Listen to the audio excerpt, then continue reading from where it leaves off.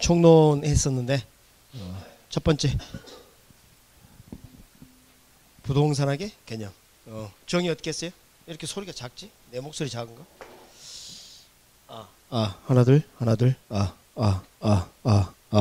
똑같나? 하나 둘 부동산학 정의 어떻게 했어요? 부동활동의 능률화의 원리 및 응용기술을 개척하는 종합오용 과학인데 부동산학의 목적이 뭐예요? 부동활동의 능률화. 그럼 부동활동을 잘해야 되겠네요. 잘하려면 뭘 연구해야 돼요?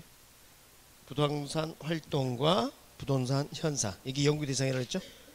그랬나요? 그 다음에 이론 분야와 실무 분야가 있었죠? 자, 이론 분야 그럼 무슨 성? 과학성. 실무 분야 기술성. 종합 그러면 복합 개념이 떠올려야죠. 복합 개념 법경기 기억나십니까? 복합 개념 법경기. 기술적 개념은 뭐가 있어요? 자위 공경이 있었죠. 자위 공경. 그다음에 이제 범죄 개념은 과잉의 부동산 안에 협의 부동산, 준의지 부동산이 있었죠. 협의 부동산은 민법 제99조 1항의 내용이었었죠. 토지 및 그 정착물 맞습니까? 그런데 그 중에서 그 토지 및 그 정착물 중에서 토지로부터 독립된 정착물이 있었어요. 네 가지 있었죠. 뭡니까? 건물, 명인 방법을 구비한 수목이나 미분리 과실, 그 다음 임모, 마지막 농작물. 농작물 누구 거? 경제학적 소유. 묻지도 말고 따지도 말고 경제학적 소유. 이게 이제 복합 개념이었습니다. 그래서 우리 부동산학은 첫째 무슨 과학? 개념과학이에요? 개별과학이에요? 종합과학이에요? 종합과학. 순수과학이 아니고 응용과학이고, 자연과학이 아니고 사회과학이고, 그게 우리 부동산의 한 주 성격이었죠. 그렇죠? 그래서 부동산 개념까지 다 정리됐습니다. 토지 용어도 좀 했었죠. 후보지와 이행지가 중요했었죠. 후보지 용도전형이 끝나면 쓰지 않는다. 용도전형이 예정되어 있을 때 쓰는 겁니다. 작은 변화가 어떤 게 둘 중에? 그랬었나요? 그런데 지금 저번 주 했던 것 중에 우리가 토지 용어를 다 끝내지 못했어요. 그죠? 19페이지 할 차례인가요? 네, 19페이지. 그러면 이제 저번 주 했던 걸 다시 한번 제목을 적어보면 부동산학의 개념 했었고요. 개념 했었고, 그 다음에 부동산의 개념 했었고, 그 다음에 이제 토지 용어 이렇게 했었고, 그 다음에 오늘 할 게 이제 부동산의 특성이에요. 부동산의 특성. 지금 보면 이것은 이제 11월, 12월에만 제가 한다 그랬어요. 이것도 마찬가지. 11월, 12월에만 할 거예요. 이것은 중요하니까 1월 달도 합니다. 그리고 오늘 이거 마찬가지 1월에 할 거예요. 그래서 이것은 조금 더 보충해서 제가 추가로 좀 강의를 진행할 겁니다. 이렇게 하시면. 자, 토지 용어 들어갈게요. 페이지 19페이지. 자, 9번. 제목이 뭡니까? 나지. 자, 나지하고 건부지 있나요? 9번하고 10번을 묶어요. 묶어서, 자, 포인트가 뭐냐면, 건축물이 있어, 없어? 이거예요. 만약에 건축물이 있으면 우리가 건부지라 그래요. 건부지. 건축물이 없으면 벗을 나자를 써서 나지 그래. 여러분, 나체 할 때 나예요. 벗을 나자. 그래서 지금 봐보면 부지 앞에 건자가 붙었죠? 그러니까 느낌이 오죠? 건물의 바닥을 이루는 토지구나. 이런 토지가 뭐예요? 건부지예요. 자, 그런데 잘 봅니다. 어떤 토지가 이렇게 있어요. 지금 여기에 낮이고요. 낮이고 이 토지 위에 이렇게 건물이 있고요. 이런 토지는 이제 우리가 건부지라고 부르는데, 가치를 평가할 때, 이 토지 가치 평가할 때 이렇게 건물이 없는 경우하고 건물이 있는 경우하고 어떤 게 가치가 일반적으로 높을까요? 건물이 있는 경우가? 자, 여기서 함정이 있어요. 제가 토지 가치 물어봤지 건물 가치는 말하지 않았어요. 알았습니까? 네. 건물 말고 뭔만? 토지만.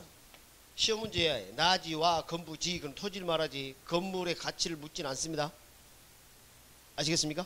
이때는 오히려 나지가 더 가치가 높게 평가되는 거 많습니다. 건부지가 낮게 평가되고. 잘 봐요. 예를 들어서 여기 얼굴 봐봐요. 피부 고와 보이죠? 그냥 얘라 한번 해주면 안 돼?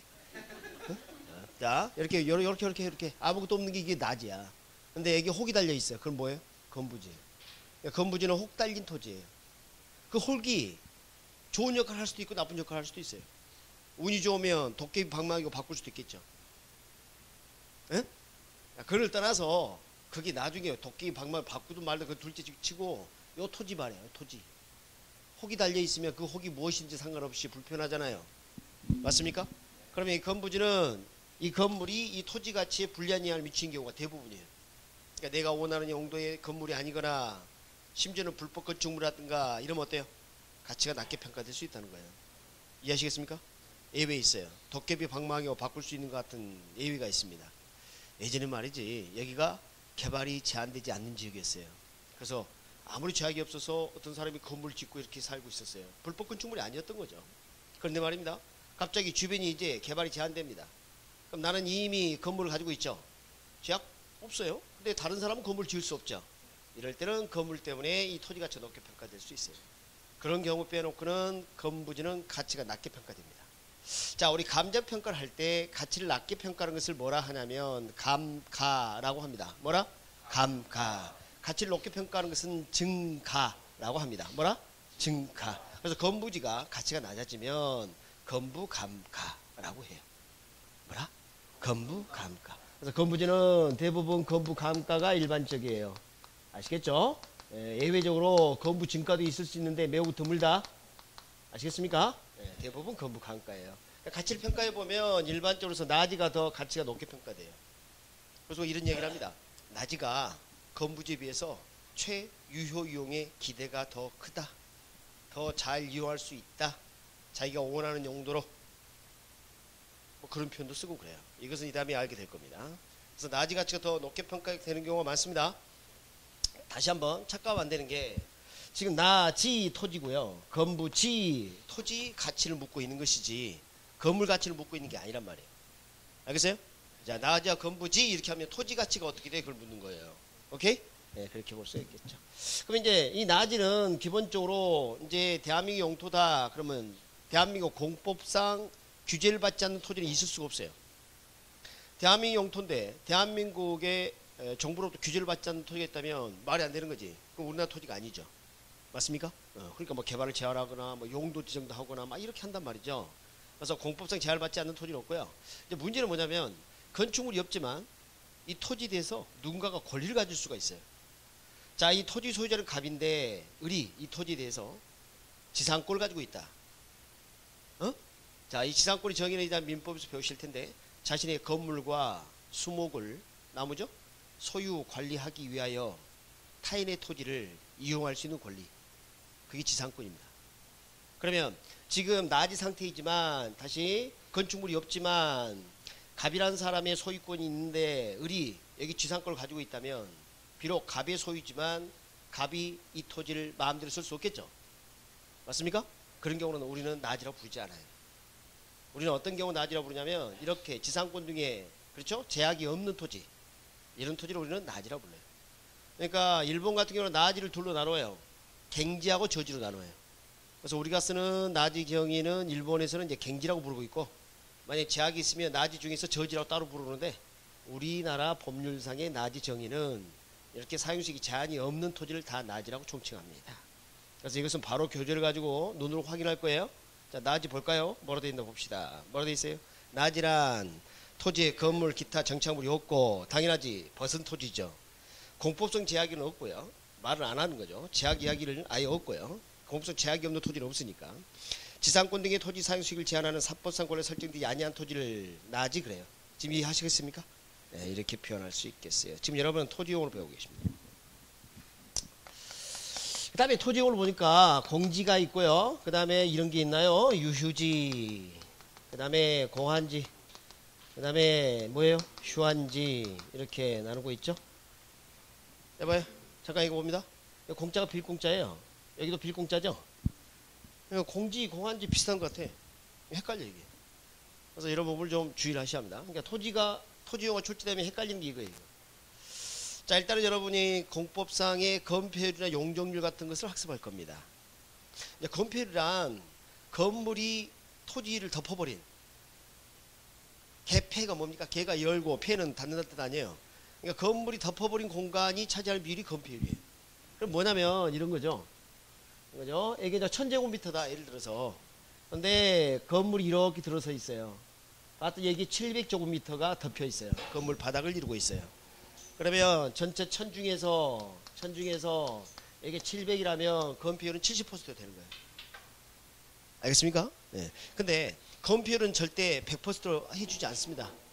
왜 그럴까요? 예를 들어서 이 건물 불이 났다. 그러면 건물들이 붙어 있으면 화재가 옆으로 번질 수도 있겠죠. 사람이 피할 수 있는 공간도 필요하겠죠. 그래서 우리가 건폐율은 100% 주지 않아요. 그래서 법상 제약을 두게 되는데 이렇게 비워둔 토지를 뭐라 그러냐면 공지라 그래요. 뭐라 한다? 공지. 그래서 이제 공지는 법률상 제약에 따라 비워둔 거예요.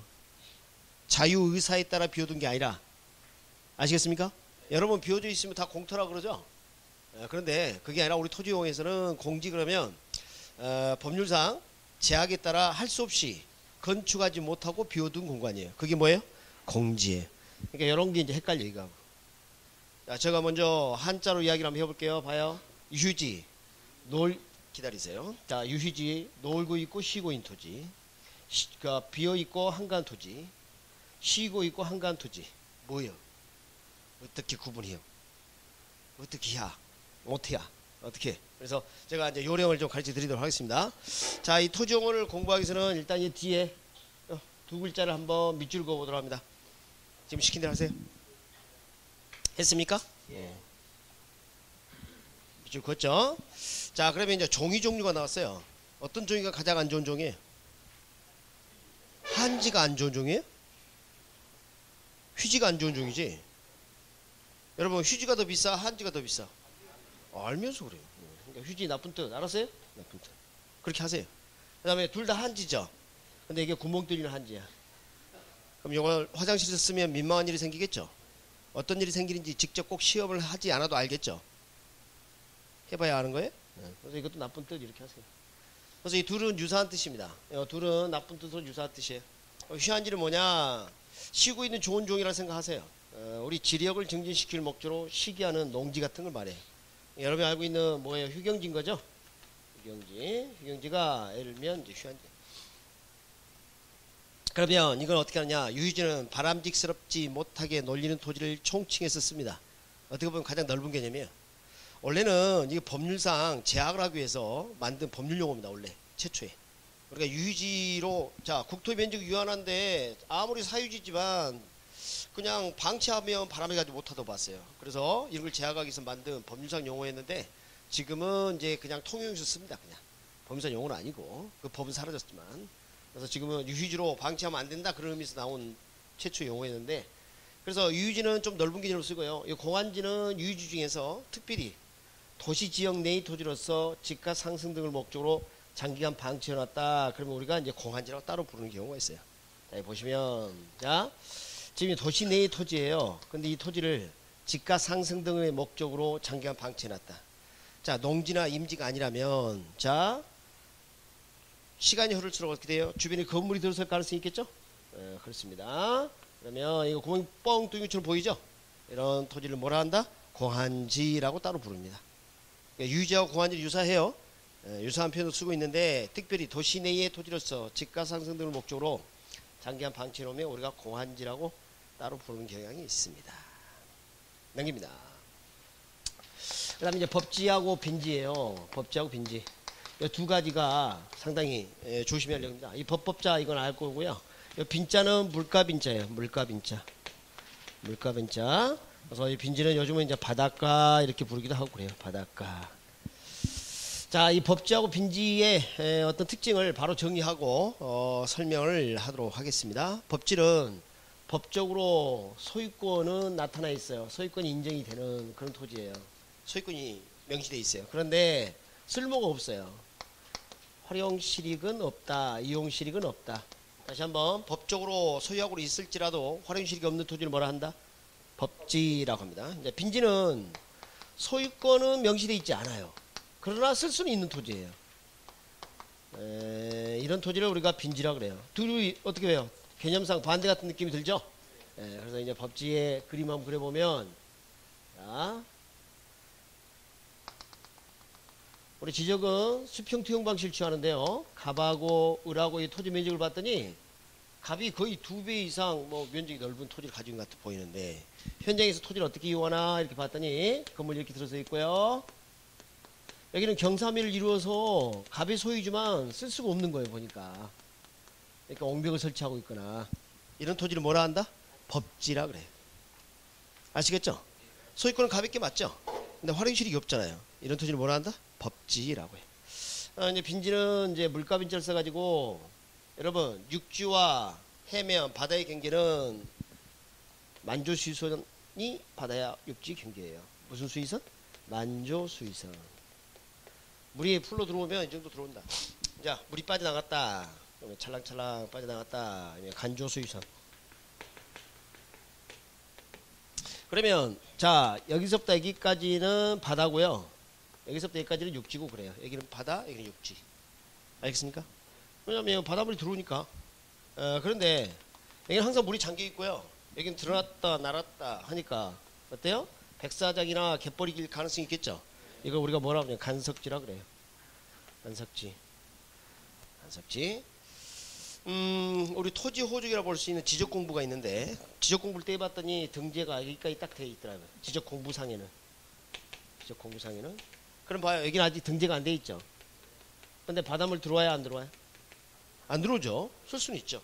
그러니까 누구 것도 아닌 것처럼 보이는데 활용실익은 있어요. 이런 토지를 물가빈자를 써서 뭐라 한다? 빈지. 요즘은 뭐라고 부르게 하냐면 바닷가라고 부르기도 하고 그래요. 응? 아시겠죠? 그래서 법지하고 빈지는 최근에 출제가 또 되기 시작하니까 주의를 하셔야 합니다. 개념상 반대 같은 느낌이 드네. 여기는 소유권이 있으나 활용실익이 없고 소유권이 없으나 활용실익이 있는 거. 그죠? 그렇게 정리하시면 되겠습니다. 토지 용어였습니다. 토지 용어. 야, 토지 용어가 뭐 이렇게 많어? 아가씨. 아가씨 맞죠? 예. 남자는 다 똑같아, 달라? 다 똑같아? 예. 자, 결혼하신 분. 아니, 남자 관심 없었죠. 자, 자, 원래 이게 말이지, 아가씨들은, 남자들은 다 뭐라 그래요? 우리 그 딸 가진 아빠 입장에서 보면 남자들은 다 늑대야. 다 똑같아. 조심해야 돼. 이렇게 이야기하죠. 맞죠? 네, 그러니까 아가씨들 그렇게 대답해. 응? 네, 근데 결혼한 여자분들 뭐라는 줄 아세요? 남자는 달라도 너무 달라. 모든 남자 똑같진 않아. 그래. 저는 그 이야기를 좀 하고 싶은 거예요. 자, 토지라고 하지만 지금 봐봐요. 용도에 따라 얼마나 다양합니까? 그죠? 네, 그래서 땅 그러면 다 똑같다 생각하지만 그렇지가 않아요. 저런 각종 용어가 빈번히 출제되지는 않지만 적어도 2년에 한 번은 꼭 출제됩니다. 매년 나오는 경우도 있고요. 적어도 2년에 한 번 출제되기 때문에 토지 용어는 소홀히 하시면 안 돼요. 알겠습니까? 네. 남자는 똑같아 그래서 달라. 네, 결혼하면 다르다는 걸 느껴. 아시겠어요? 자, 이렇게 했고요. 여러분 그 20페이지 보면 제4절 부동산의 특성이 있나요? 네, 그거 살펴보도록 할게요. 자, 이게 무슨 뜻일까요? 부동산의 특성이라는 표현이 무슨 뜻일까? 단어부터 이제 생각을 해보자고요. 부동산이 무엇인지 배웠죠? 어떻게 배웠나요, 우리? 자, 민법상 부동산은 뭔가요? 토지 및 그 정착물. 자, 법률 여러분 소급 좀 받으셨잖아요. 민법 제99조 1항을 보면 토지와 정착물은 안 돼 있어요. 토지 및 그 정착물을 됐어요. 그러니까 법률 용어를 제가 이제 그대로 한 겁니다. 물론 이제 풀어 쓰면 토지와 해도 괜찮겠죠. 자, 토지 및 그 정착물 했을 때 토지하고 그 정착물 할 때 그는 토지를 말하고요. 정착물은 토지에 있는 그렇죠? 토지를 떠나서는 존재할 수 없는 건물 등을 말해요. 근데 그냥 두더라도 항상 등기를 하는 게 있는데 그게 뭐예요? 건물이에요. 그래서 가장 대표가 토지 건물입니다. 아시겠죠? 그러면 이 토지 건물 부동산은 특성이 무슨 뜻일까요? 성질은 성질인데 독특한 성질이에요. 자, 특별한 성질을 했을 때는 상대적 개념이에요. 부동산 아니면 뭐예요? 자, 우리 아가씨. 남자 아니면 뭐예요? 여자. 여자 아니면 남자. 부동산 아니면 동산. 동산에 비해 뭐에 비해? 동산에 비해 부동산이 가지는 독특한 성질이에요. 지금 이해하시겠습니까? 그게 부동산의 특성이에요. 그럼 부동산의 대표가 뭐라고요? 토지하고 또 건물하고 이 두 가지 있다면서요 방금. 그러셨나요? 그러면 토지 특성이 있고 건물의 특성이 있겠네요. 네. 그래서 토지의 특성이 있고 건물의 특성이 있어요. 근데 이제 토지 특성은 이렇게 나눕니다. 첫째, 자연적 특성. 두 번째, 인문적 특성. 이렇게 나누어요. 자, 여러분 짐작한 대로 대답해 보세요. 둘 중에 선천적이고 불변적인 게 어떤 걸까요? 아우, 잘하네. 후천적이고 가변적인 것은 인문적. 그런 특징이 있어요.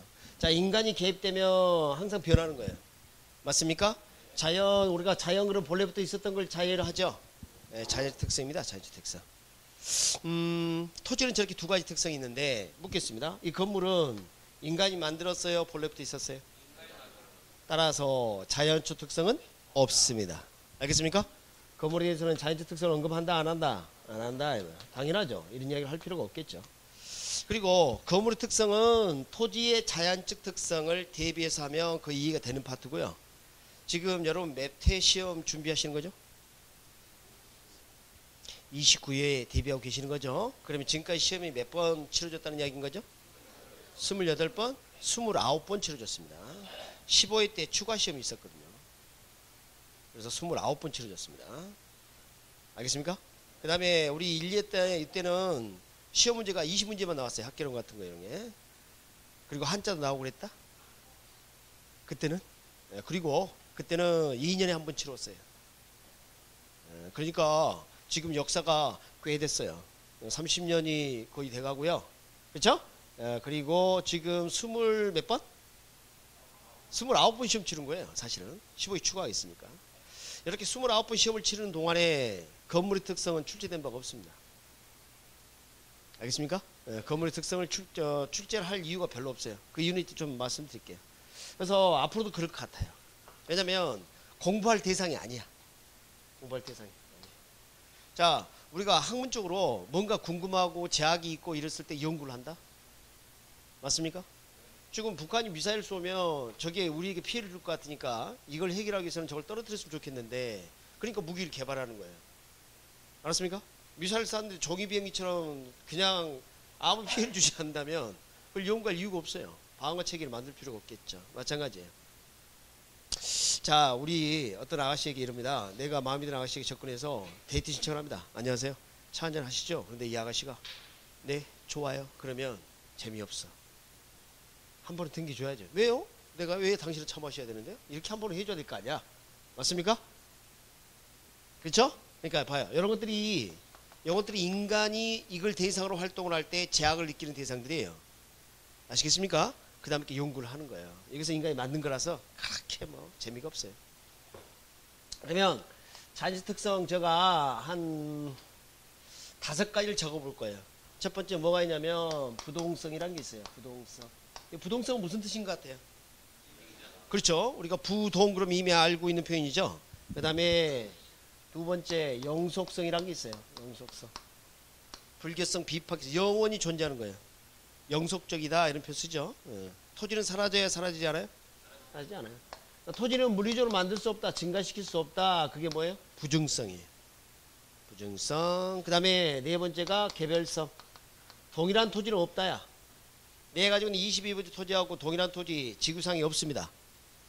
그게 뭐예요? 개별성이에요. 그런데 말입니다. 토지는 움직일 수 없기 때문에 서로 붙어있게 되는데 그게 움직일 수 없기 때문에 붙어있게 되는데 그게 뭐예요? 인접성이에요. 인접성. 그래서 이렇게 총 5가지를 이야기할 수가 있어요. 5가지. 좀 이따 더 말씀드리고, 자, 인문적 특성 제목만 우선 적고 구체적 설명 들어가도록 하겠습니다. 병합 분화의 가능성이 이제 다음 페이지 나와 있을 텐데, 이 병합 분화의 가능성이 무슨 뜻인지 보면, 병합은 동일한 용도로 합한다는 이야기고요. 분할은 서로 다른 용도로 쪼갠다는 이야기예요. 여러분, 내가 토지를 1평 가지고 있는, 내가 토지를 1000평 가지고 있는데 이 토지 위에다 건물을 짓고 싶어요. 근데 이 토지가 어떻게 있냐면 강원도 원막에, 저기 원막 맞습니까? 아, 문막? 아, 미안합니다. 지명을 잘 몰라. 문막에 1평. 해운대 바닷가 옆에 한 평, 강북에 한 평, 아니 이렇게 있으면 그 토지 쓸 수 있어요, 없어요? 그러니까 어떤 정도의 규모를 가지고 있어야 돼요, 토지란 게. 그래서 병합이라는 것은 동일한 용도로 뭉치는 건데, 그래서 한 평의 토지를 가지고 또 건물 지을 수도 없단 말이에요. 그러니까 동일한 용도로 합하는 거 병합이에요. 근데 분할은 뭐냐? 수천만 평의 토지가 있는데 이 토지를 한 가지 용도로만 이용한다. 이것도 바람직하지 않죠? 그 지역의 특성에 맞게 용도를 달리해서 다양하게 이용할 필요가 있어요. 그러니까 토지를 병합하고 분할하는 것은 토지 스스로 그랬어요? 인간이 그랬어요? 그러니까 이문적 특성이에요. 그러면 결국은 토지를 다양하게 이용하겠다는 이야기예요. 맞습니까? 용도의 다양성을 지원하는 역할을 합니다. 용도의 다양성. 용도를 다양하게 해주는 역할을 해요. 병합 분할 가능성은 용도의 다양성을 지원하고, 용도의 다양성은, 자 여러분, 용도가 다양하면 그 중에서 가장 바람직한 용도를 선택해야 돼. 자, 다시 가정입니다. 나는 그냥 있으면 평생 노비로 살아야 돼. 둘째, 그냥 있으면 노비인데 공부를 열심히 하면 공인중개사가 될 수 있어. 어떻게 하실래? 공부하실 거예요? 자, 저분 이제 공부를 열심히 하기로 했으니까 감시하도록 합니다. 알았죠? 자, 열심히 하나하나 잘 봐봐요. 자, 무슨 얘기 하냐면, 우리가 인생을 살 때도 마찬가지예요. 좋은 걸 선택하려 해요. 맞죠? 근데 만약 이 토지가 감자 심어도 되고 건물 심어도 된다면 어떻게 하실래요? 건물 심는 게 낫지. 건물 심는다고 우스갯소리고 건물을 짓는다는 이야기죠. 요즘 지진 날 때는 건물을 심는 개념이 더 좋겠죠. 응? 자, 그래서 기본적으로 용도의 다양성은 바람직한 이용, 최유효 이용입니다. 이건 highest and best use, 최고 최선의 이용을 줄여서 최유효 이용 이렇게 한 거예요. 썩 좋은 표현 아닌데 지금 이게 장악했어요. 이 표현이 원래 최고 최선이라는 표현을 썼었는데 이 표현으로 지금 정착이 됐어요. 최유효 그럼 뭐예요? 효과가 이때 최고로 그렇게 생각하시면 돼요. 이것을 성립 근거 또는 판단 근거가 된다 이렇게 볼 수 있어요. 자, 다시 한번 병합 분할 가능성은 무엇을 지원하고? 용도의 다양성을 지원하고, 용도의 다양성은 최유형의 무슨 근거? 성립 근거, 판단 근거가 된다. 내가 문막에 토지를 1000평 가지고 있어요. 근데 이 토지가 강남에 있었으면 좋겠어요. 그래서 밤새 흙을 파서 옮겼어요. 그럼 뭐라 그래요? 흙 치우라 그러죠. 응? 흙을 움직일 수 있어요, 없어요? 자, 토양 자체 그것을 옮길 수는 있어요. 흙은 퍼다 옮길 수는 있겠지. 그러나 토지 위치는 달라졌어요? 안 달라졌습니다. 그러나 문막에 있는 1000평의 토지가 강남 토지가 되게 하는 방법이 있어요. 문막 주위의 분위기가 강남의 수준이 되면 돼요. 이게 위치가 달라졌다 그럽니다. 가치가 달라진 거죠. 평창 올림픽이 열리기 전까지는 그 주변에 땅값이 들썩거리지 않았잖아요. 에? 확정되기 전까지는. 그런 거와 마찬가지예요. 그게 뭐냐면 위치의 가변성이에요. 뭐의 가변성? 위치의 가변성. 그래서 이 위치는 인문적 상대적 위치를 말한다. 이건 조금 이따 말씀을 드릴 거예요. 자, 위치가 달라졌다 그 말은 물리적 절대적 위치가 아니라 인문적 상대적 위치가 달라졌음을 의미합니다. 알겠습니까? 라스베가스 아세요? 라스베가스 원래 사막 지역이에요. 지금 그런 흔적이 보이지 않잖아요. 누가 그렇게 변화시켰습니까? 인간이. 그래서 부동산의 가치를 논의할 때는 인간이 항상 개입되는 거예요. 오케이? 인간이 개입돼야 가치 이야기를 하는 거예요. 인간이 없으면 가치란 말이 의미가 없어요. 가치 판단 누가 해요? 인간이. 자기들이 느낄 때 이게 가치 있다 없다 판단하는 거예요. 응? 자, 그러면 이제 이거 좀 더 자세히 들어갈게요. 야, 심각합니다. 여기 봐요. 적지 말라니까. 응? 뭐 적어서 뭐 할 건데. 제가 이따 적으랄 때 적어. 적을 기회 드릴게. 오늘 제가 특별히 스페셜하게 적을 수 있는 기회를 드리도록 하겠습니다. 자, 이제 부동성, 이거 무슨 뜻이라고 했어요? 부동성? 토지는 물리적으로 움직일 수 없다 이거죠? 움직이는 경우 있나요? 없어요. 위치는 달라지지 않는다. 저 말은 물리적 절대 위치니까 달라지지 않는 거. 이건 다 알아요, 이건. 별 문제 없고요. 그 다음에 영속성. 영속성 무슨 뜻이에요? 영원히 존재한다, 파괴되지 않는다 이런 이야기죠. 예외 없을까요? 예외? 지진이 많이 나가지고. 그래서 바닷가 쪽에 땅은 유실됐어요. 아, 그래요? 그렇군요. 자, 네, 저가 하는 이야기 잘 됐습니다. 요거 한번 생각해 봅시다. 내가 이번에 뭐 토지를 가지고 있었는데 막 그냥 홍수가 나오고 그러다 보니까 토양 쓸려 나가고 바닥이 막 꺼지고 유실되고 막 그랬어요. 그런데 우리 부동산은 3차원 공간이라고 표현합니다. 몇 차원 공간? 3차원 공간. 이렇게 내가 토지를 샀다 그러면 세 개를 산 거예요. 공중공간, 수평공간, 지중공간. 그걸 몇 차원 공간? 3차원 공간. 그걸 묶어서 입체공간이라고 그래요. 뭐라 한다? 입체공간. 이 공간은 파괴되지 않아요. 그게 사라졌다고 보지는 않아요. 흙이 쓸려 나가거나 금이 가거나 그러면 채워넣으면 되잖아. 맞습니까? 부동산은 몇 차원 공간? 3차원 공간. 공간은 영원하라. 그게 뭐예요? 영속성. 이해했어요? 지구가 폭파돼서 사라졌다. 그러면 이제 사라지겠죠. 그 전까지는 사라진다 보지 않는다. 여기까지 이해됩니까? 잘했어요. 그럼 이제 부중성은 무슨 뜻이라고요? 만들 수 없다는 뜻이라 그랬죠? 토지는 만들 수 없을까요? 예외 없을까요?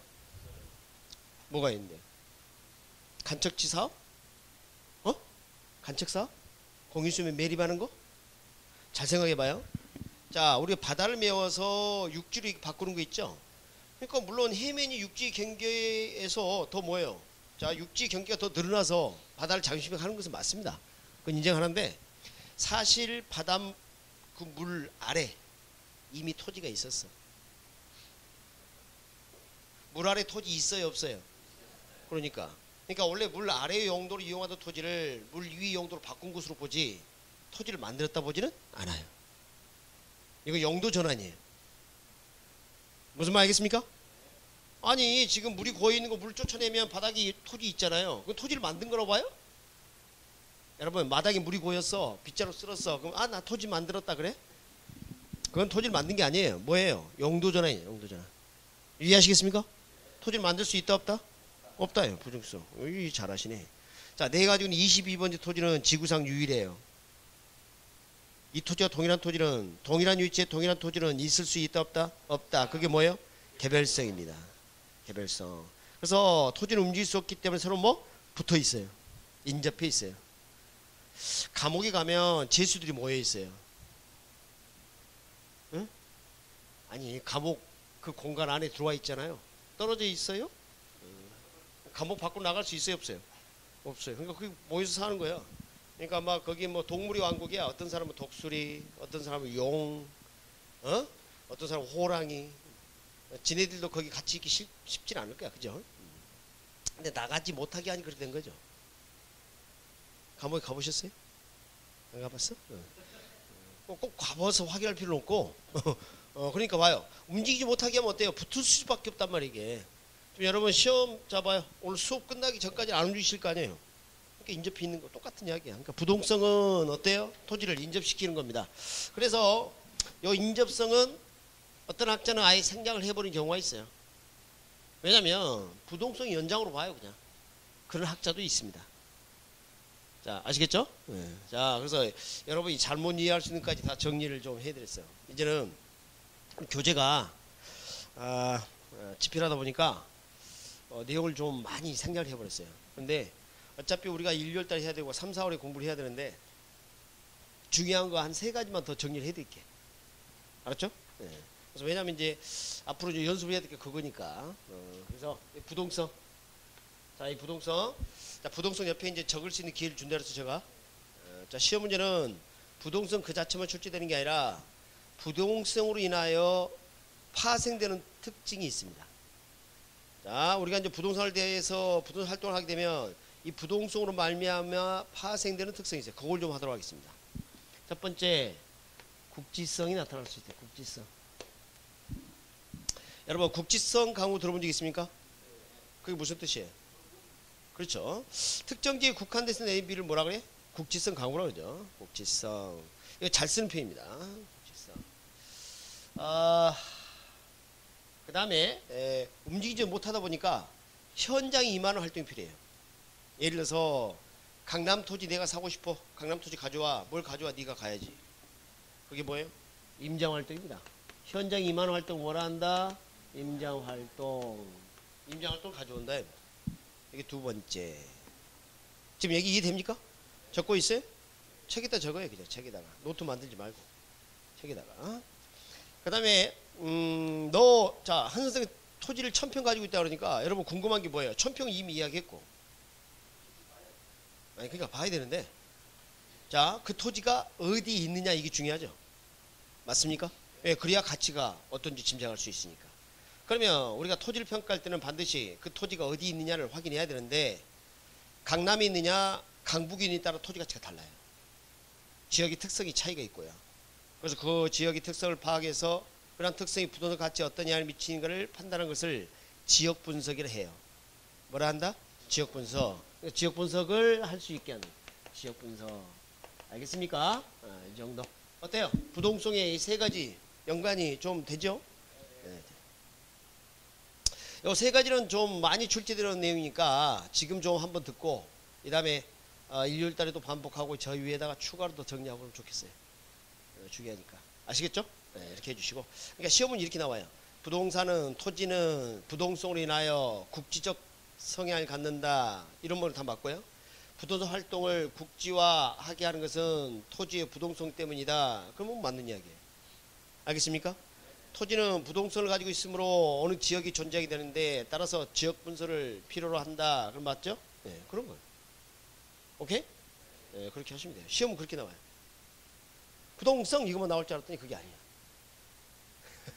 알겠습니까? 네, 시험은 그게 나온다.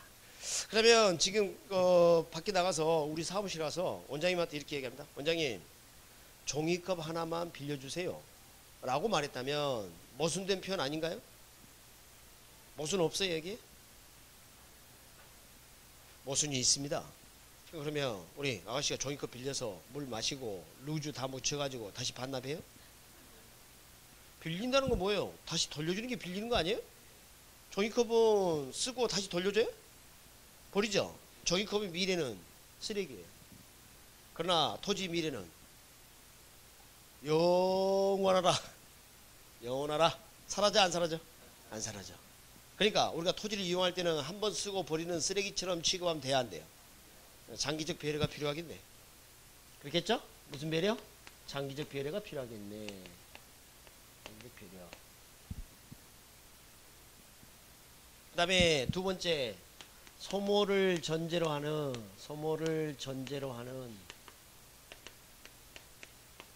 재생산 이론을 적용할 수 없습니다.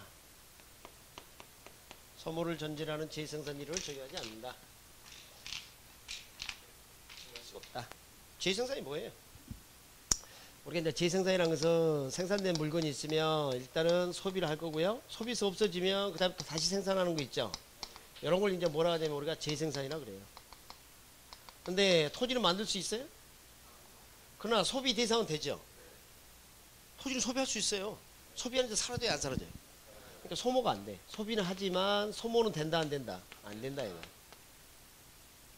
소비해서 소모돼서 사라져야 우리가 다시 생산할 의미가 있는데 그게 아니잖아. 맞습니까? 애초에 만들 수도 없을 뿐더러 소비한 데서 소모되는 것도 아니고 다시 만들 수도 없고 그래요. 그게 뭐예요? 소모를 전제하는 재생산으로 적용할 수 없다 이 뜻이에요. 알겠습니까? 포인트가 이거예요. 이거 소모가 안 된다가 포인트예요. 소모가 안 되기 때문에 문제를 일으키는. 자, 소모가 안 되게 재생산할 수 없다는 뜻이에요. 자, 이 다음에 우리 감정평가에서 저 소모와 관련된 걸 좀 학습하게 되는데 물리적 감가라고 배울 겁니다. 무슨 감가? 물리적 감가. 물리적으로 마멸 훼손되거나 뭐 제한 손상이 있거나 연수에 경과에 따른 노후화가 있거나 이것을 물리적 감가라 그래요. 근데 물리적 감가를 한마디로 말하면 깨졌네, 금갔네, 달았네, 낡았네야. 그는 깨졌네, 금갔네, 달았네, 낡았네야. 그게 뭐예요? 물리적 감가예요. 물리적으로 문제가 생기는 게 뭐예요? 깨졌네, 금갔네, 달았네, 낡았네. 알았습니까? 토지는 깨지고 금가고 닳고 낡아? 그러니까 물리적 감가 된다 안 된다? 안 된다. 그런 이론을 적용할 수가 있어요 없어요? 없어요. 이해하시겠어요? 지금 적고 있어요? 아니 적지 말할 땐 적고 적을 땐 또 안 적고 뭐 하는 짓이야? 뭐 청개구리입니까? 뭐 하나 더 해볼까? 빌려줄 수가 있어요. 아까 일용 종이컵은 빌릴 수 없다 그랬죠? 토지를 빌려도 된다. 우리 속된 말로 뭐하고 무엇을 빌려주지 말라 그러죠? 차와 남편이죠. 그래서 이것은 임대차가 가능해요. 뭐가? 임대차가 가능해요. 원본이 사라지니까, 사라지지 않으니까. 사라지지 않으니까. 이 이제 세 가지가 좀 중요한 것 같아요. 다른 거 더 하고 싶지만 이 세 가지는 철저히 정리하자. 알았죠? 네. 이 다음에 저 기본수 나오면 조금 더 할 거예요. 이게 출제 가장 많이 되는 거니까. 그 다음에 부증성. 여러분, 토지는 무리주로 만들 수 없죠? 근데 이런 말은 엉터리야. 이번에 말이지, 내가 토지를 만드는데 말이지, 1,000만원 들었다? 1억 들었다? 이건 사기야. 그것은 그렇게 표현하면 안 돼요. 원래 토지를 택지로 개발하는데 1억 들었다? 이건 맞아요. 그건 용도 전환이지, 토지를 무리주로 만든 게 아니다. 그러니까 토지를 만들 때 생산비가 들어요? 그럼 틀려요. 맞습니까? 생산비 법칙이 적용된다? 되지 않는다? 되지 않는다. 그 다음, 그래서 물리적 공급곡선, 물리적 공급곡선이 수직선이 돼요. 물리적 공급선이 무슨 모양? 수직선이 돼요. 수직선. 그래서 지금 여러분이 아직 안 배웠는데 이런 거예요. 이런 거. 자, 여기가 양, 여기가 가격. 오늘 요거 한다? 기대되시죠? 네. 잘 봅니다. 이 토지량은 늘릴 수가 없어요. 현재 이렇게 양이 있다. 토지량은 늘릴 수 없다. 이거. 지금 우리가 쓸 수 있는 토지가 1000제곱미터로 치자고요. 근데 양을 늘릴 수 있다 없다? 없다. 늘릴 수 없다가 부증성이에요. 토지의 양이 줄지도 않고 사라지지도 않아요. 그게 뭐예요? 영속성이에요. 다시 한번, 양을 늘릴 수 없다가 뭐? 부증성. 양이 줄거나 그러지 않는 것은 영속성. 이렇게 볼 수 있어요. 자, 이렇게 한번 해봅시다. 제가 점을 한번 찍어볼 거예요. 이건 이 다음에 배울 내용인데요. 자, 어떤 물건 가격이, P가 가격인데 가격이 이만큼 형성돼 있고 토지도 이만큼 돼 있어요. 평당 가격이. 근데 이번에 땅값이 올랐어요. 그래서 한 선생은 집에서, 거실에서 집사람하고 손을 맞잡고 밤새 토지를 만든다. 불가능하죠?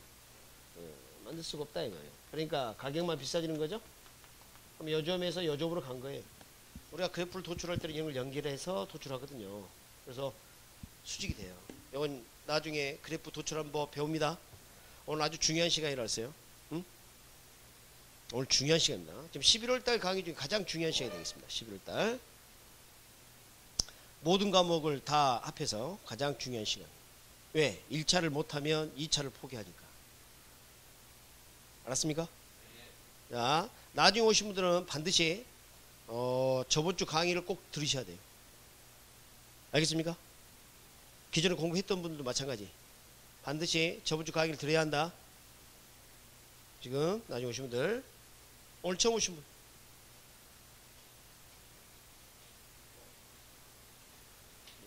제가 모를 줄 알죠? 딱 우리 한번 보면 얼굴은 기억해요. 다. 얼굴은 기억한데 간혹 혼란이 일어나. 서울역에서 만났어. 어디서 많이 본 사람인데 저 사람 내가 어디서 봤지? 그런 뭐 혼란이 막 빠져. 그래가지고 내가 이러면 저분도 이러다가 그 사람은 나를 알 거란 말이야. 근데도 모른 척하고 피해가. 그런 분들은 되게 불합격자입니다. 저는 분명히 내가 봤는데. 그래서 우리가 밖에서 만나면 혹시 그렇다 할지라도, 그죠? 제가 어디서 학원 다니다 강의를 들었습니다 이렇게 하면 얼마나 좋아요. 대인관계 넓어지고, 그죠? 피하지 마세요. 여러분 골목 피한다고 제가 딱 한번 보면 모를 것 같아요. 제가 일일이 얼굴 지금 다 보고 있어요. 각인시켜놨기 때문에 1년 동안 강의 듣고 나면 10년이 지나도 그 얼굴이 기억이 나요. 딱 지나가면. 지금까지 나 수강한 수강생들은 1년 동안 강의를 들으시면 지나가면, 근데 이런 경우가 있어요. 진짜 닮은 사람이 있어요. 그런 경우는 정말 어떻게 안 되더라고요. 너무 똑같은 거야. 특히 이제 강남에 가면 닮은 사람이 너무 많아, 여자들이. 분명히 내가 5번 출구에서 나오면서 본 여자인데 골목으로 들어가면 똑같은 여자가 또 있어. 그러니까 두 번째 낳아주신 아버지가 같은 거죠. 이제 눈치했구나. 자, 좋습니다. 그래서 이제 부증성 만들 수 없고, 내가 가지고 있는 이 토지, 봐요. 강남에 있는 이 토지는 서로 이용을 해야 하는데 양이 한정되어 있죠. 그럼 서로 쓰려고 하면 경쟁이 붙게 되고요. 가격이 싸질까요? 비싸질까요? 그러면 평당 수천만 원의 토지를 감자 심어, 건물 심어? 그러니까 토지 위에다 무엇을 이렇게 쌓는 거, 모아서 뭉뚱거리는 이용을 집약적 이용이라 해요. 무슨 집약적. 따라서요. 자, 모아서 뭉뚱거리는 이용을 뭐라 한다? 집약적 이용이라 해요. 여러분 그 소나 말 방목 한다 그러죠? 놓을 방자, 거칠 조자, 조방적 이용, 거칠고 면밀하지 못하게 이용하는 것을 조방적 이용이라 해요. 그럼 농사를 지을 때는 펼쳐서 이용하잖아요. 벼농사 지으는데 3층 4층 막 여기 롯데월드 2처럼 123층 이렇게 지어서 해요? 그건 아니잖아요. 이런 것은 뭐 조방적 이용. 다시 한번 토지에 못을 쌓아서 이용하는 걸 뭐라 한다? 집약적. 거치고 면밀하지 못하게 이용하는 것은 조방적. 그러면 값이 비싸지면, 귀하고 값이 비싸지면 토지를 어떻게 이용하래? 집약적 이용을 가져온다. 지금 여기까지 이해했습니까?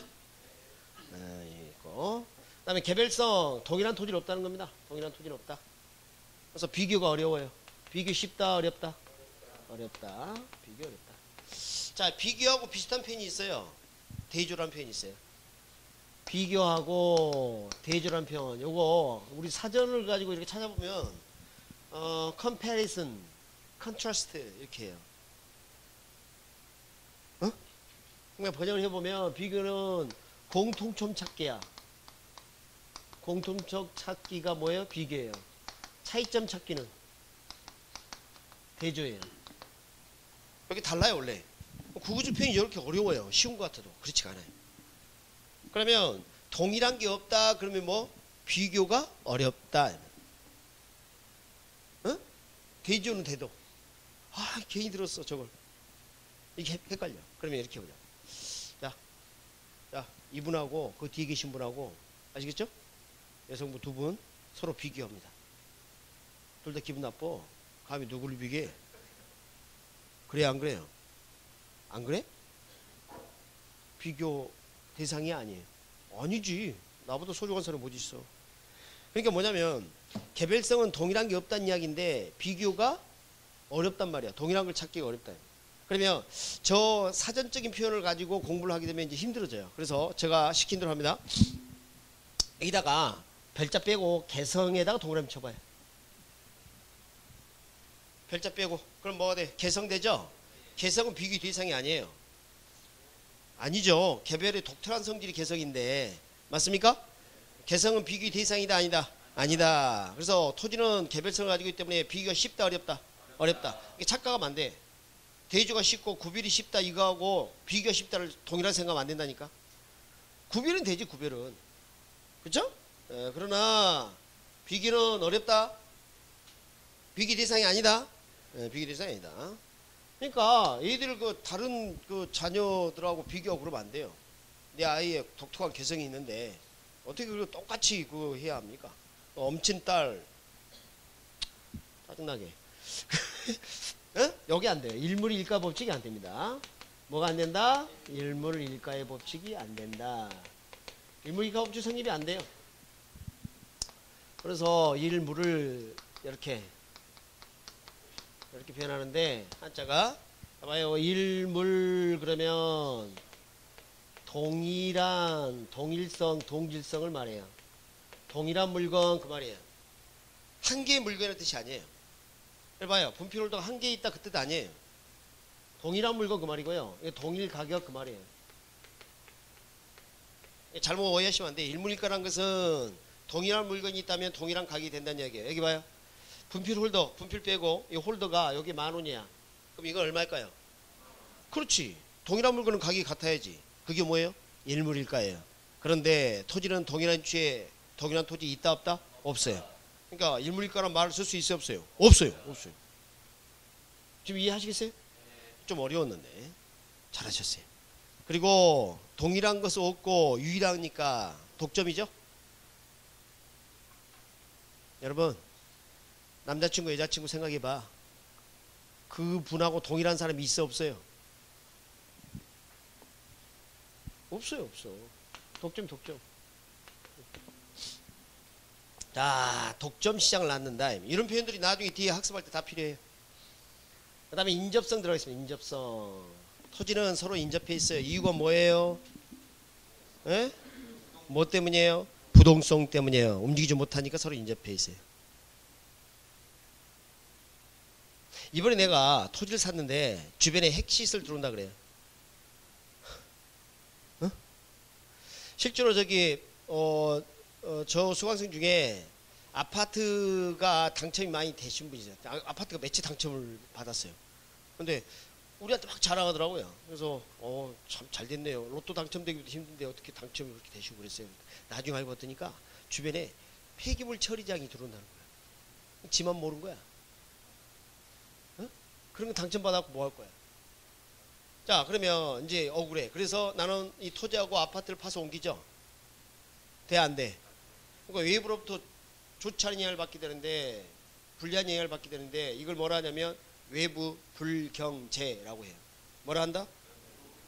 외부 불경제. 그래서 불자를 붙여가지고 불경제 이렇게 합니다. 손해를 끼치는 것은. 근데 이런 경우도 있겠죠. 자, 주변에 생태공이 들어와요. 대박이죠? 그럼 가치가 높아질 수 있겠죠. 이때는 외부 경제. 뭐라 한다? 외부 경제. 이걸 통칭해서 외부 효과라고 합니다. 무슨 효과? 외부 효과. external effect. 그래서 인접성은 뭐와 관련이 있어? 외부 효과하고 밀접해요. 그죠? 외부 효과하고 밀접해. 이렇게 볼 수 있겠습니다. 자, 이렇게 해서 자연적 특성 추가적으로 좀 정리를 해봤습니다. 자, 한번 읽어볼까요? 자, 부동성은 무엇을? 첫째, 국지성. 그 다음, 임장활동, 지역 분석하고 관련이 있고. 영속성은 장기적 배려, 소모를 전진하는 제2산산 기로를 적용할 수 없다. 무슨 시장? 임대차 시장. 그 다음, 부중성은 생산비 법칙이 적용되지 않는다. 물리적 공급성 무슨 모양? 수직성. 무슨 이용? 집약적 이용. 개별성 비교 쉽다 어렵다? 어렵다. 인물과 법칙 성립한다 안 한다? 안 한다. 그 다음에 무슨? 독점. 그 다음에 외부 효과를 움직일 수 없다 보니까 생기는 거죠. 인접성이에요. 그 다음에 여기 병합 불안의 가능성은 용도의 다양성을 지원하고 용도의 다양성은 채용의 성립 근거 판단 근거가 된다 했을 때 위치의 가변성. 자, 요 위치는 이걸 말합니다. 아까 부동성이 물리적 절대적 위치가 움직일 수 없다는 뜻이라면 이것은 인문적 상대적 위치가 변한다는 것은 의미해요. 인문적 상대 위치의 가변성. 무슨 위치? 인문적 상대 위치. 자, 인간이 개입되면 반드시 등장하는 게 있는데 그게 뭐냐면 사회적, 경제적, 행정적 이 말이 꼭 등장합니다. 자, 인문적 그럼 뭐라고? 사회적, 경제적, 행정적. 절대 잊지 마세요. 자, 교재 한번 점검하고 쉬는 시간 갖도록 할게요. 21페이지 표 들어갑니다. 21페이지 토지의 자연적 특성. 토지가 지니는 물리적 특성. 자, 물리적 특성 한번 밑줄 그으시고 선천적 체크하시고 불변적 체크하고요. 그리고 됐고요. 내려가서 02번 토지 인문적 특성 들어갑니다. 거기는 첫째 줄 끝에쯤 가면 인위적 특성 밑줄, 그 다음에 후천적, 가변적, 나머지는 유사하니까 상냥이 돼요. 그죠? 네. 그리고 용도의 다양성 나왔나요? 자, 셋째 줄 끝으로 가봐요. 뭐로 되어 있냐면 용도의 다양성은 채유효용의 판단 근거 또는 뭐 성립 근거가 된다. 자, 21페이지 제일 밑에 줄 두 번째 줄의 끝에 보면 용도의 다양성은 최유용의 판단과 성립근거한테 밑줄 그으셨고 넘겨요. 병합 불안의 가능성. 이것은 둘째 줄 용도의 다양성을 지원하는 특성 밑줄 됐습니까? 그리고 양가로 3번 무슨 위치의 가변성? 사회적, 경제적, 행정적. 여기 인문이에요. 인문. 알겠습니까? 예, 인문적 위치, 상대적 위치 이렇게 볼 수 있어요. 자, 여기까지 하고 정말 이제 중요한 거 우리 경제론 쉬었다 진행하도록 하겠습니다.